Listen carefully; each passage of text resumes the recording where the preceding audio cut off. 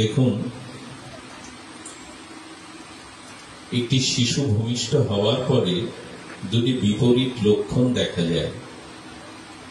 প্রথমত, জঠর বেদনা সহ্য করে জন্ম মৃত্যু জরাব্যাধি সঙ্গে নিয়ে যে ভূমিষ্ঠ হয় সে কাঁদতে থাকে, ক্রন্দন করতে থাকে এবং তার ক্রন্দন দেখে তার প্রিয়জনেরা, সজ্জনেরা, আপনজনেরা হাসতে থাকে। একজন ব্যথায় ব্যতীত হয়ে ক্রন্দন করলে পাশে নিজজনেরা যখন হাসে, এটি বিপরীত ধর্ম নয় কি? একজনের ব্যথা বেদনা অশ্রুতে কেউ যদি সে আনন্দে হাসে, এটা বিপরীত ধর্ম নয় কি?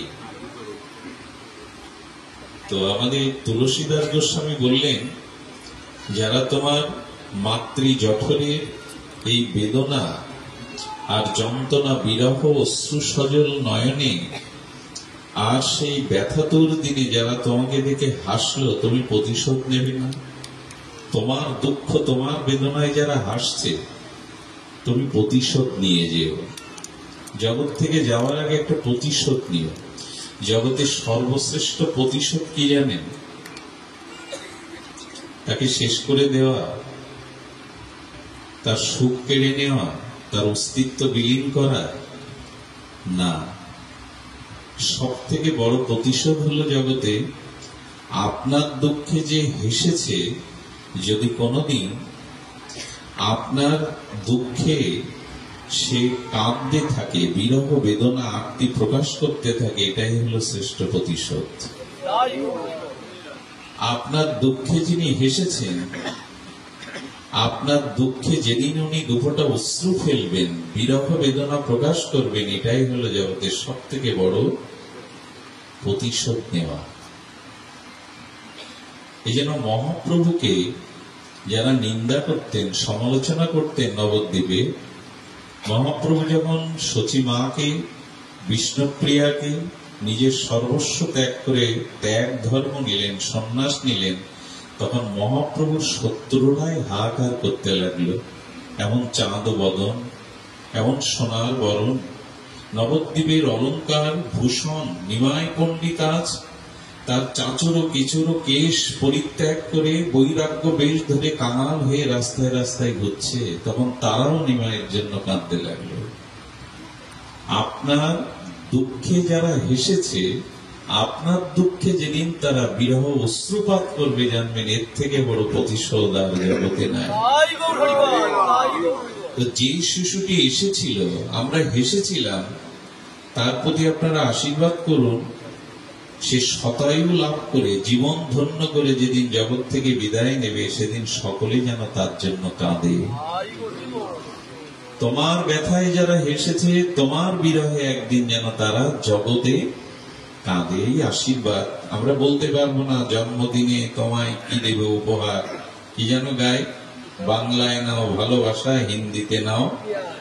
আমরা এই আশীর্বাদ দেব না। আমরা আশীর্বাদ দেব, তুমি জীবন এমন করে গঠন করো, জীবনকে এমন সার্থক করো, একদিন শতায়ু হয়ে পরিপূর্ণ জীবন নিয়ে যেদিন হাসতে হাসতে জগতে চলে যাবে, সেদিন যেন জগৎ তোমার জন্য কাঁদে। এই আশীর্বাদ আমরা আজ সকলেই, বিজ্ঞজন, সদীজন, ভক্তজন, মরমীজন, তার উপর আশীর্বাদ করবে। এমন চরিত্র গঠন করো, যেদিন তুমি থাকবে না, তোমার জন্য যেন জগৎ কাঁদে। আচ্ছা, এই মহৎ জীবন গঠনের জন্য শ্রীমদ্ ভগবদ গীতাতে ভগবান 6টি দৈবী সম্পদ অর্জনের কথা বলেছেন। রাত গভীর হয়েছে, আপনাদের শারীরিক মানসিক অবসাদ, ক্লান্তি থাকতে পারে, তবু কথাগুলি ধ্যান দিয়ে শোনার জন্য বিনীত অনুরোধ করছি। আচ্ছা, পৃথিবীতে সব থেকে কম প্রাণীর সংখ্যা কম বলে মনে হয়। পৃথিবীর এমন জঙ্গল আছে যেখানে এক ঝোপঝাড়ের মধ্যে যতগুলো পোকামাকড় কীট আছে, মানুষের সংখ্যা তত নয়। পৃথিবীতে মানুষের সংখ্যা সব থেকে কম। কতগুলো পিপিলিকা আছে, কতগুলো কীট পতঙ্গ আছে। তো পৃথিবীতে সব থেকে মানুষের সংখ্যা কম, অন্যান্য প্রাণীর তুলনায়, অন্যান্য জীব জন্তু তুলনায় জগতে মানুষের সংখ্যা খুবই কম। মশা, মাছি, পিপিলিকা এর সংখ্যা গুণে বলা যাবে তো জগতে কত আছে? বলা যাবে না। কেন কম? বলে যে বস্তু যত দুর্লভ হয় তার সংখ্যা তত কম হয়। শূকর, কুকুর, মশা, মাছি, বাঘ, ভাল্লুক, পিপিলিকা, বৃক্ষলতা জগতের অভাব নেই। সব থেকে বেশি এই জীব জগতে, বৈচিত্র্যময় জগতে মানুষের সংখ্যা কম, কারণ মনুষ্য জন্মটা সাধারণ নয়, এটি দুর্লভ। পরশপাতরের কথা শ্রবণ করা যায়, কিন্তু দেখেছি কি, যে বস্তু যত সুদুর্লভ হয় তার প্রাপ্তি তত কম হয়। এই জন্য মনুষ্য জন্মটা সাধারণ নয়, এটি অত্যন্ত সুদুর্লভ। এই জন্য মনুষ্য সুদুর্লভ ভজনযোগ্য জন্ম একমাত্র ভগবানের অশেষ বিশেষ কৃপা ছাড়া নিজের কোন কর্ম পূর্ণ বা পুরুষার্থের দ্বারা হয় না। ভগবানের বিশেষ কৃপা ব্যতীত নিজের কোন পুরুষার্থের দ্বারা, কর্মের দ্বারা মনুষ্য জন্ম লাভ করা যায় না। আমরা সেই সৌভাগ্যটা পেয়েছি, কিন্তু মনুষ্য জন্ম প্রাপ্ত হয়ে সুদুর্লভ ভজনযোগ্য দেবদুর্লভ মনুষ্য জন্ম পেয়ে আর দুটি জিনিস যোগ না হলে আপনার জীবন পরিপূর্ণতা পাবে না, সার্থক মণ্ডিত হবে না। একটি হলো সুদুর্লভ মনুষ্য জন্ম, দ্বিতীয়টা হলো মনুষ্য জন্ম লাভ করে সেই ভগবৎ চরণ প্রাপ্তির যে তীব্র উৎকণ্ঠা, ব্যাকুলতা, এই জন্ম মৃত্যু জরাবেদি কাল কবলিত হতে যে নিজেকে মুক্ত করা, স্বরূপে ফিরে যাওয়া, এই মুক্তি বা নিজের স্বরূপে ফিরে যাওয়ার যে ব্যাকুলতা, এটা হলো দ্বিতীয় দুর্লভতা। মানুষ হয়েছে, কিন্তু আমার মতো অনেকেরই নিজেকে সংসার হতে, জন্ম মৃত্যু হতে মুক্ত করবার উৎকণ্ঠা, এই সৌভাগ্য সকলের নাই। আর এই দুর্লভ মনুষ্য জন্ম এবং জন্ম মৃত্যু জরাবেদির কাল কবলিত থেকে চির স্বরূপ স্মৃতিতে ফিরে যাওয়া, এই দুটি কারণ সার্থক হবে আরেকটি কারণ যোগ হলো। সেই কারণটি হলো মহাপুরুষ সংশ্রয়। যদি কখনো কোনো মহৎ ভাগবত আচার্যের সংস্পর্শে আপনি যেতে পারেন, অনন্ত বিশ্ব ব্রহ্মাণ্ডে এই তিনটির থেকে দুর্লভ কোনো বস্তু নেই। মনুষ্য জন্ম, মুক্তির মুমুক্ষতা, মুক্তির আকাঙ্ক্ষা, স্বরূপ স্মৃতিতে ফিরে যাওয়া, আর মহাপুরুষের সংশ্রয়। কোন শুদ্ধ মহতের চরণ আশ্রয় বা তার সান্নিধ্যে যাওয়া, এই একটির উপরে নির্ভর করছে পূর্বের দুটি সার্থক হওয়া। একটু সহজ করে বললে, আমরা পুরুষ, ভগবান পরম পুরুষ। তা পুরুষের সাথে পরম পুরুষের সংযোগ তখনই হবে যখন মাঝখানে কোন মহাপুরুষের সংস্রবে আপনি পাবেন। পুরুষ এবং পরম পুরুষ, এর মাঝখানে সেই পরম পুরুষের সাথে পুরুষের যুক্ততা, একাত্মতা, স্বরূপ স্থিতিতে ফিরে তখনই যাবে যখন মাঝখানে মহাপুরুষের সংশ্রয়ে আমরা আসতে পারবো। সেই ভাগ্য, তিনটি ভাগ্য আজ আমরা এখানে একসাথে প্রাপ্ত হচ্ছি। এই জন্য ভাগবত হলো অনন্য। সর্বসাধন শিরোমণি মুকুটমণি হলো সাধু সঙ্গে হরিকথা। একে তো মনুষ্য জন্ম লাভ করেছি, আর এখানে বসে কারো সংসারের আশা, আকাঙ্ক্ষা, কামনা বাসনা পূরণের ইচ্ছা জাগে না। এখানে বসলেই ভগবৎ প্রাপ্তির, জন্ম মৃত্যু ব্যাধি অভিশাপ মুক্তির একটা উৎকণ্ঠা, তৃষ্ণা জাগে। আর এখানে বহুত মহাপুরুষের স্নিগ্ধ আশীর্বাদের ছায়ায় আমরা বসে আছি। এই তিনটি সৌভাগ্য একই সাথে পাওয়া যায় ভাগবতে, সাধু সঙ্গে, হরি কথামৃতে, সংগ্রামৃতে, এই তিনটি পাওয়া যায়। এটি আমাদের জন্য একটু আগে স্নেহের সৌম্য বলছিল, সুদিন আর দুর্দিন, মেঘে ভরা দিন দুর্দিন হতে পারে না। মেঘ আবার অপসারিত হবে, সূর্যের উদয় আবার হবে, বৃক্ষলতা আবার পল্লবিত হবে। কিন্তু যে দিনটা সাধু সঙ্গ হরিকথা বিহীন গেল, সেই দিনটাই মানুষের দুর্দিন। এই সুদিনে আজ যে নবজাতক ভূমিষ্ঠ হয়েছে, শশীকলার ন্যায় তিলে তিলে বেড়ে উঠছে, তার অনাগত ভবিষ্যৎ যাতে সুন্দর হয়, সার্থক হয়, তার জীবন যাতে ধন্য হয়, এই জন্য শাস্ত্র বলেছেন মনুষ্যত্ব, মুমুক্ষুত্ব, মহাপুরুষ সংশ্রয়, এই তিনটি জিনিস মানুষের জীবনে পরিপূর্ণতা আনে। যিনি মানুষ হয়েছেন, যিনি দেবদুর্লভ জন্ম পেয়েছেন, পাওয়ার কারণে শ্রেষ্ঠত্ব কেন জানেন? আচ্ছা, পৃথিবীর কোন প্রাণীকে হাসতে দেখেছেন? শুকর কুকুর কখন হাসে এটা কখনো বুঝতে পেরেছেন? ঘোড়া ভেড়া গাভী কখন হাসে? কথা বলবেন, কখনো দেখেছেন? কোন সময় হাসবে ওরা? এরকম কোন সময় চিহ্নিত আছে? ওরা হাসতে পারে না যখন তখন, ওদের হাসিটা বাইরে প্রকাশ হয় না। কিন্তু মানুষ হাসলে অন্যরাও তাদের হৃদয়ে আনন্দের প্লাবন বয়ে যায়। গোবিন্দ বললেন, আনন্দ থেকে তোমার জন্ম, আনন্দ থেকে তুমি এসেছো, এই জন্য হাসিটা কেবল তোমার মুখে, অন্যের মুখে নয়। আনন্দ থেকে তুমি এসেছো, সচ্চিদানন্দ পরম ব্রহ্ম, আনন্দের ঘনীভূত প্রেমানন্দ থেকে তুমি এসেছো, এই জন্য হাসিটা শুধু তোমার মুখে দিয়েছি। বিধাতা বললেন, আনন্দের সচ্চিদানন্দ বিগ্রহ বললেন, আর কোন প্রাণীকে আমি মুখে এমন সুন্দর হাসি দেখবে। একটা শিশু গৃহে হাসলে সকলের মন ভালো হয়ে যায়। ফাঁসির মঞ্চে যাওয়ার আগে কোনো আসামি যদি শিশুর মুখে হাসি দেখে না, তখনও তার কিছুদিন বাঁচতে স্বাদ হয়। এমন হাসি পেলে যাব। আচ্ছা, মাটির মধ্যে যে গন্ধ, এই গন্ধ কোন প্রাণী আবিষ্কার করতে পারে? মানুষ আবিষ্কার করতে পারে। কি করে জানেন? ওই মাটির বুকে কুসুম বীজ বপন করে, ফুলের বীজ বপন করে, আর ফুল তার পরাগ সুগন্ধ রেণু দিয়ে মাটির পক্ষে, পৃথিবীর পক্ষে যে সুগন্ধ, তা ফুলের পরাগ রেণু দ্বারা আমোদিত করে, মোহিত করে।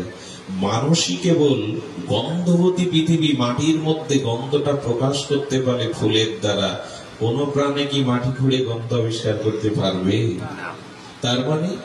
তার মানে হাসি তোমার জন্য, পৃথিবীর সুগন্ধ তোমার জন্য। আচ্ছা, কোন পশুদের গলায় ফুলের মালা মানায় কি? মানায় কি?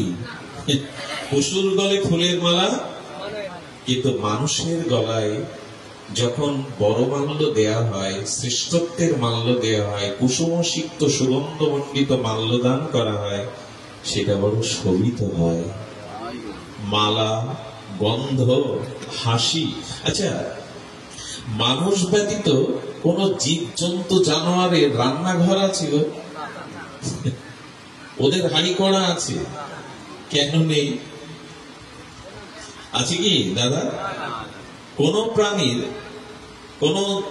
প্রাণীর কোন রান্নার ব্যবস্থা নাই। মানুষের কেন থাকবে? কারণ এই ভগবান মানুষের কেন দিয়েছ? বলে দেখো, রস কেবল আস্বাদন মানুষই করতে পারে।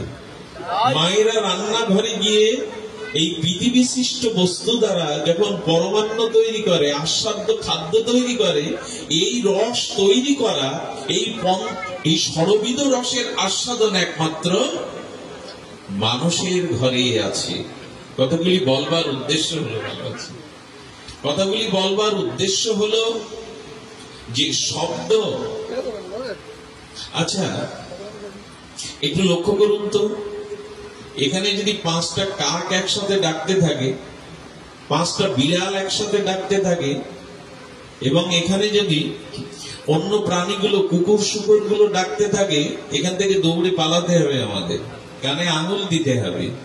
কিন্তু সুরের দ্বারা, সঙ্গীতের দ্বারা, শব্দ ব্রহ্মের দ্বারা যখন শিল্প, শৈলিক সাহিত্য মানুষ কথা বলে, বেদ, স্মৃতি, পুরাণাদি সাহিত্যদির কথা বলে, হাজার হাজার মানুষ সেই কথামৃত দ্বারা তার কর্মকে পীযূষ দান করে, আনন্দ দান করে।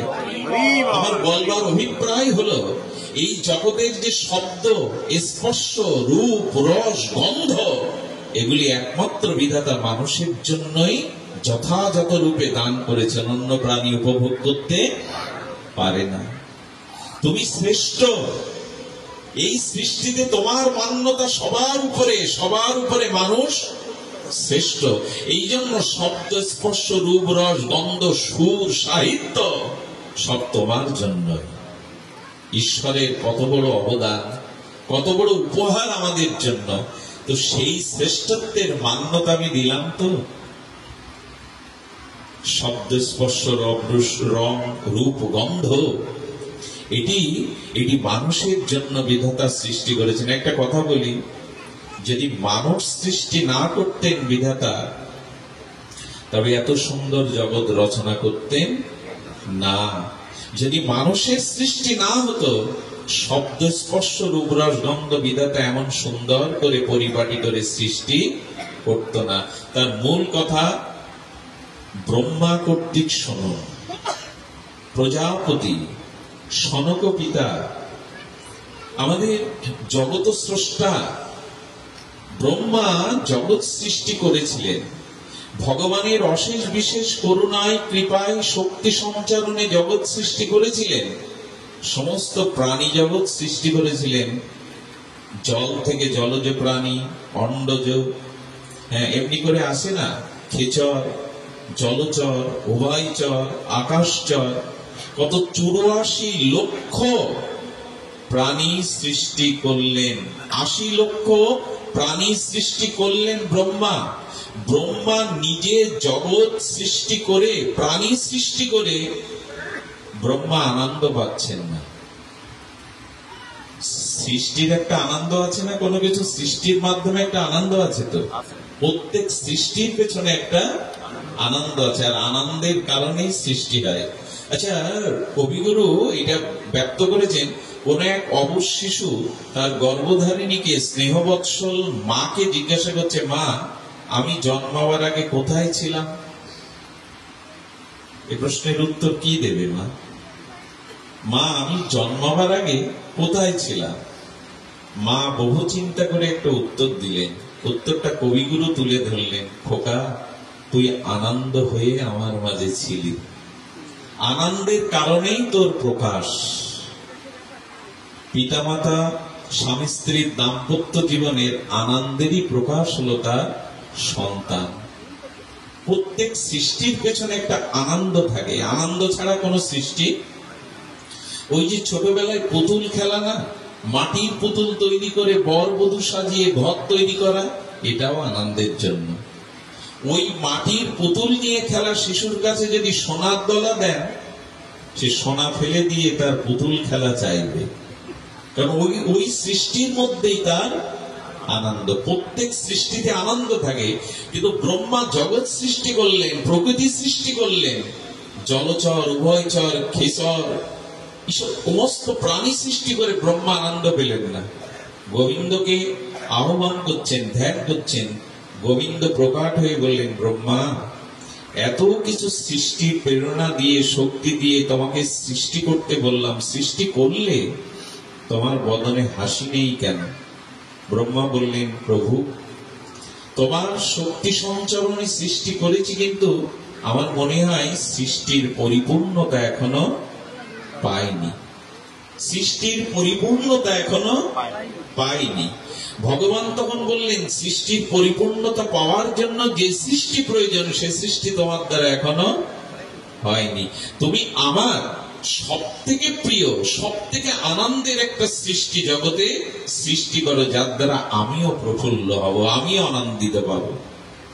গোবিন্দের এই কথা শুনে ব্রহ্মা 1 বছর তপস্যা করেছিলেন জানবার জন্য যে কাকে সৃষ্টি করলে, কি সৃষ্টি করলে আমি বা বিধাতা পুরুষ আনন্দ পাবে। 1 বছর ব্রহ্মা সেই সৃষ্টি তার কল্পনায়, তার ধ্যানে আনতে পারেননি, কারণ 80 লক্ষ প্রাণী সৃষ্টি করেছেন, জগৎ সৃষ্টি করেছেন, তবু ব্রহ্মার পূর্ণতা, স্রষ্টার পূর্ণতা, গোবিন্দের পূর্ণ আনন্দ পায়নি। গোবিন্দ 1 বছর পর এসে বললেন, ব্রহ্মা, আমার আপাদ মস্তক দর্শন করো। গোবিন্দ বলছেন, আমার নখ থেকে কেশ পর্যন্ত দর্শন করো, তুমি আমার মতো করে কাউকে সৃষ্টি করো জগতে। ব্রহ্মা বুঝলেন ভগবানের অনুরূপ কাউকে সৃষ্টি করতে নির্দেশ দিচ্ছেন। ভগবানের অনুরূপ। এই জন্য ব্রহ্মা তখনই তার মাথায় এলো গোবিন্দের মতো দ্বিভুজ, দ্বিপদ বিশিষ্ট, হাস্যোজ্জ্বল এমন সুন্দর বদন দ্বারা তিনি মানুষের অবয়ব সৃষ্টি করলেন। এই প্রথমে গোবিন্দের স্বরূপ দেখে, সর্বোত্তম নররূপ গোবিন্দের দেখে ব্রহ্মাকে ইঙ্গিত করলেন, আমার মতো কাউকে সৃষ্টি করো। আচ্ছা, কাউকে যদি কিছু মাটি দিয়ে গড়তে দেন আপনি, নরম মাটি দিয়ে, সে কি গড়বে? কারো হাতে নরম মৃত্তিকা দিলেন, দেখ তুমি কিছু সৃষ্টি করো, কি করবে সে?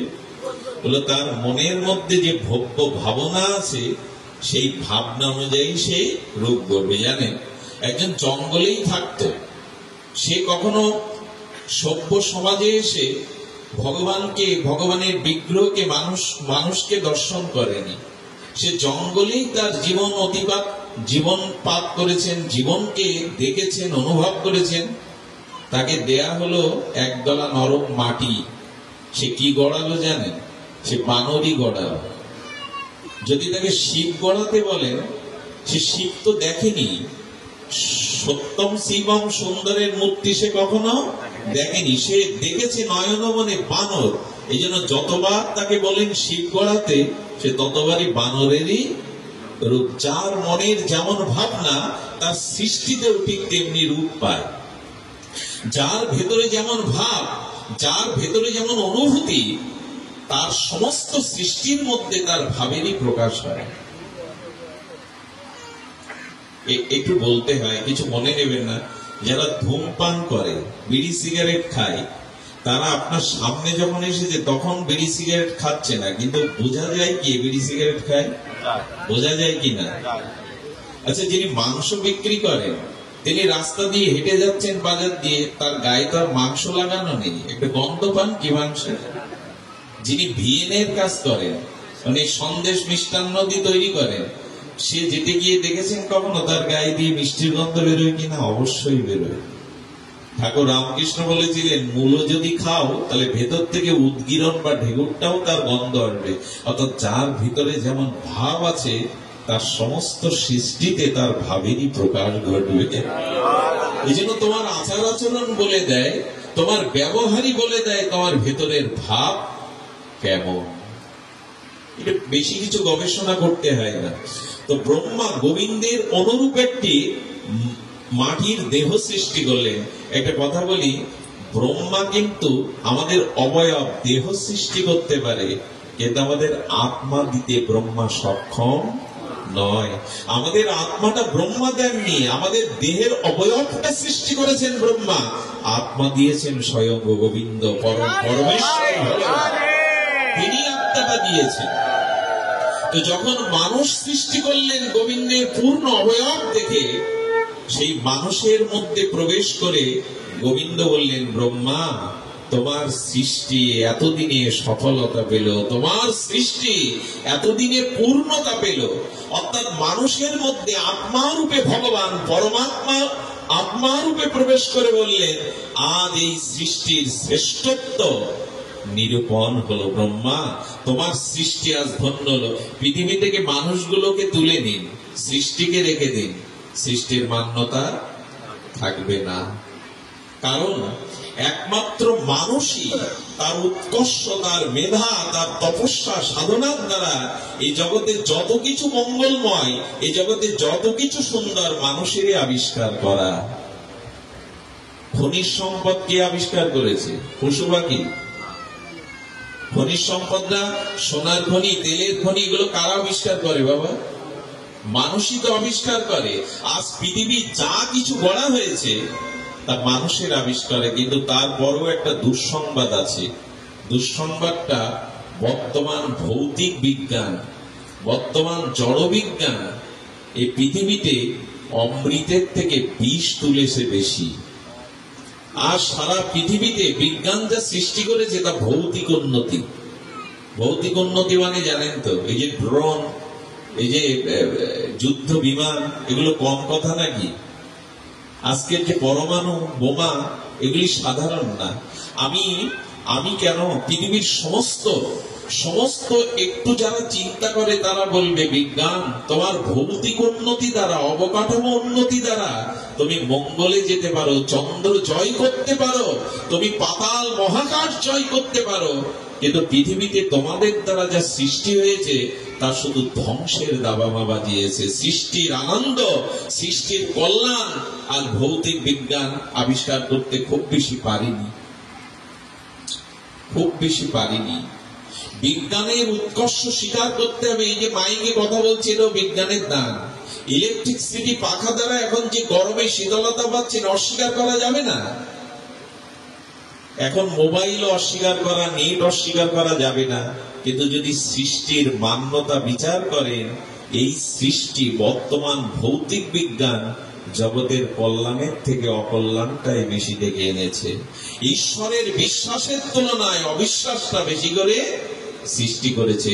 তাই বারবার বলা হচ্ছে ব্রহ্মার সৃষ্টিতে, মানব সৃষ্টিতে মানুষের উচিত হবে ঈশ্বরের শ্রেষ্ঠ মান্যতা এই মানুষ, তার সৃষ্টি যেন জগতের কল্যাণের জন্য হয়, অন্যের ধ্বংসের জন্য না হয়।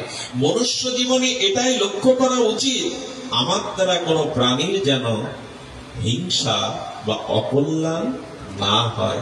তোমার সৃষ্টি, তোমার জীবন দর্শন সবকিছু যেন জগতের কল্যাণের জন্য হয়, এটাকেই বলি জীবন সার্থক। ডাক্তার, মাস্টার, ইঞ্জিনিয়ার, বড় নেতা, এগুলিতে জীবন শুধু সার্থক তা নয়, তুমি প্রকৃত মানুষ হও, জগৎ তোমার দ্বারা কল্যাণ প্রাপ্ত হোক, এটাই তোমার মনুষ্যত্ব, এটাই তোমার বড়ত্ব। তাই আজ এই পরিসরে আমরা তার প্রতি এই আশীর্বাদ করব, যাতে সৃষ্টির শ্রেষ্ঠ মান্যতা দানকারী ভগবান মানুষের দেহ প্রবেশ করে বলেছিলেন, ব্রহ্মা আজ তোমার সৃষ্টি সফল হলো আর আমারও সৃষ্টি পরিপূর্ণতা পেল। আমি মানুষের মধ্যে আনন্দ যেটা পেয়েছি অন্য কোনো প্রাণীর মধ্যে প্রবেশ করে, শুকর, কুকুর সকলের মধ্যে তো আত্মা প্রবেশ না করলে সে জীবন্ত প্রাণী হতে পারে। অর্থাৎ ঈশ্বর সবার মধ্যে প্রবেশ করেছে কিন্তু আনন্দ পাইনি।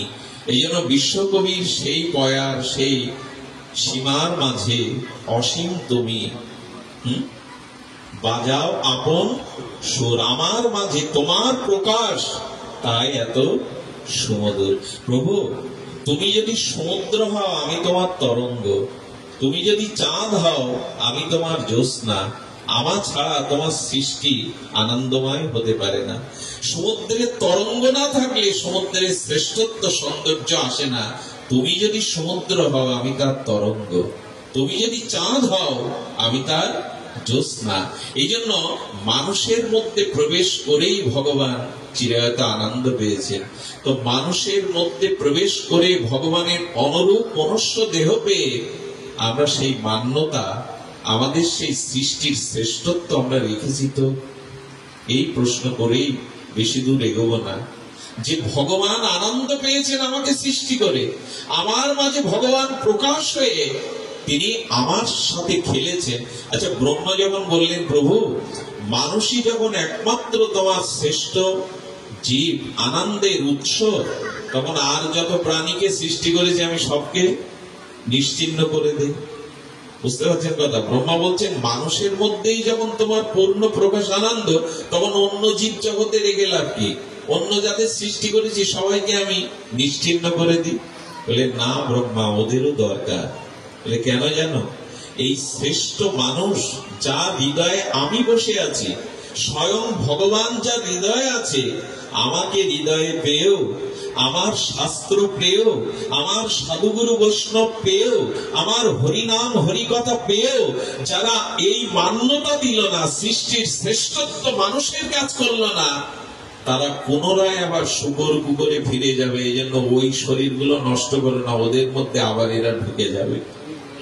যদি ওরা মানুষের মতো কাজ না করে, নিজের উদ্ধার না করে, ব্রহ্মা জেনে রেখো আবার ওরা ওই জনিতে যাবে। এই জন্য ওই সৃষ্টিটা তুমি নষ্ট, আমি আগামী জন্ম মানুষ হওয়ার হব তো? একথা নিশ্চিত করে বলতে পারবেন যে বিল্লমঙ্গল আবার আগামী জন্মে মনুষ্য শরীর পাবে? শুকর কুকুরেও যেতে পারি। এই জন্য আসুন, মনুষ্য জন্ম যখন পেয়েছি, এমন জীবন, এমন চরিত্র গঠন করি যাতে পুনরায় আবার মানুষ হওয়ার দাবি করতে পারি। পুনরায় আবার সৃষ্টির শ্রেষ্ঠত্ব দাবি করতে পারি। এই জন্য ভগবান বললেন মানুষ হও, মানুষ হওয়ার জন্য স্রষ্টার সৃষ্টিতে সাধনা করো, আর সেই সাধনা মাত্র 6টি গুণ অর্জন করতে বলেছেন। সংক্ষিপ্ত একটু স্পর্শ করে পাঠ বিশ্রাম। সেটি হলো, ভগবান বলেছেন 6টি গুণ অর্জন করলেই এই মনুষ্যত্বের দাবিদার তুমি, এই মনুষ্যত্বের পূর্ণ প্রকাশ বিকাশ তুমি। আর জেনে রাখো, আমিও যখন জগতে অবতীর্ণ হই ভগবান রূপে, তখন তোমারই মতো রূপ নিয়েই যায়। কারণ আমার সর্বশ্রেষ্ঠ প্রিয় হলো এই মনুষ্য রূপ। তাই ভগবান মৎস্য কুর্ম বরাহ নৃসিংহ রূপে যখন এসেছিলেন, সৃষ্টির কল্যাণেই এসেছিলেন, কিন্তু মানুষ আনন্দ পায়নি। এটি কিছু মনে করবেন না। এখন যদি বরাহ রূপ ধরে ভগবান আমাদের মাঝে অবতীর্ণ হয়, মিশতে পারবেন? গলা জড়াজড়ি করে আনন্দ পাবেন? এটা কথা বলি, ভগবান যদি এখন বরাহ অবতার মধ্যে আসে, আমার মনে অর্ধেক লোক পালিয়ে যাবে এর মধ্যে বরাহ ঢুকলে। তার কারণ ভগবানকে বলি, ভগবান তুমি যদি আমার মতো হয়ে আসতে পারো, তাহলে তোমার গলায় জড়াতে পারি, আনন্দের খেলা খেলতে পারি, কিন্তু তুমি শূকর রূপ ধরে আসলে তোমার সাথে আমার মিলবে। ভগবান দেখেছিলেন, অনুভব করেছিলেন, আমি মৎস্য হয়ে গেছি, কুর্ম হয়ে গেছি, বরাহ হয়ে গেছি, আমিও ওদের আনন্দ ঠিক দিতে পারিনি, আনন্দ আমিও পাইনি। তাই যাতে তোমার সাথে আমার মিলন হয়, তোমার সাথে আমার একত্রতা হয়, যাতে তোমাকে আমাকে মিলেমিশে আনন্দের সুরসঙ্গীতে ভাসতে পারি, তাই আমি ঠিক তোমার মতো রূপ নিয়েই তোমার পাশে এসেছি, রাম হয়ে, কৃষ্ণ হয়ে, গৌরাঙ্গ হয়ে। এটা কত বড় মান্যতা! ভগবানও যখন পরিপূর্ণ রূপ নেন, সর্বোত্তম নর বপু, এই নররূপ নিয়েই আমাদের মাঝে আসেন। এই জন্যই তো আমাদের মিলন হয় তার সাথে।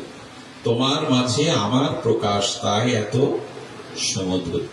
তা আমার মাঝে ভগবানের প্রকাশ 6টা গুণের দ্বারা হবে। সেই 6টি গুণ আমি গীতার 16 অধ্যায় দৈবাসুর সম্পদ যোগে একটু স্পর্শ করে যাই। প্রথমে কি বলেছেন? 6টা গুণ একটু ধ্যান দিন। ঘুম আসছে অনেকের, অলসতাও আসতে পারে, একটু ধ্যান দিন।